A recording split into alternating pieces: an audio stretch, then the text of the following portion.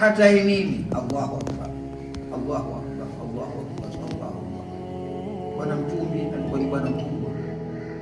Kumuunga mwenye kukukata, wallahi ni katika jambo kubwa sana sana sana sana. Lakini itakuwaje na sisi tusifuate na hii kumuunga? Asokuunga ndio bwana, ndio akhlaqi, ndio tarbia.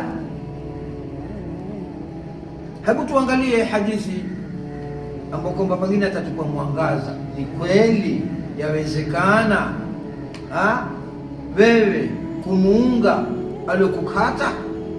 Na ukiweza, wallahi hiyo ni akhlaq nzuri, hiyo ndio akhlaq nabawi, hiyo ndio tabia ambayo kwamba ya Mtume sallallahu alaihi wasallam, yani kumuunga ule ambao kwamba aliyokukata. Na ikiwa utaweza, basi wallahi tutakuwa sisi katika ummati Muhammad, tena tulikuwa bora, tulikuwa wazuri. Na mwenyewe bwana Mtume sallallahu alaihi wasallam kaburi kwake atakuwa amewawata watu jundun min junudillah, ni askari katika askari za Mwenyezi Mungu subhanahu wa ta'ala, sababu tuayashika ile maamrisho yake na tuayashika zile ambapo kwamba ni wasia wake kwa Mtume sallallahu alaihi wasallam kutuambia sisi.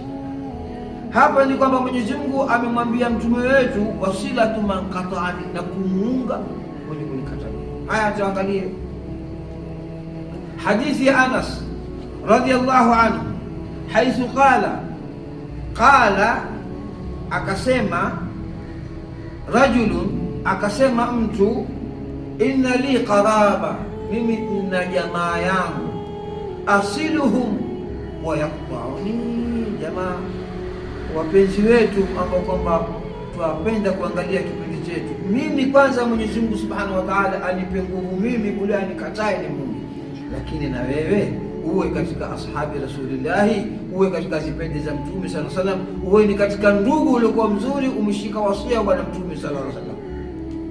Sahaba amwambia Mtume, inna li qaraba, maana qaraba arhami yangu, jamaa yangu, asiluhum ni waunge wao, wayaqta'uni na wanikata.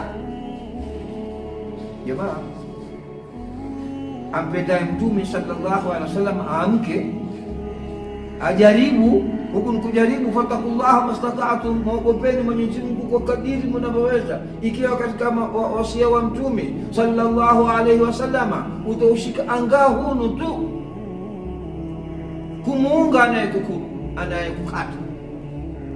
Auliza, asilu ni waonge wao, wayaqta'uni au wayaqta'unani, wanikata mimi, tena wa ahsanu ilayhim, na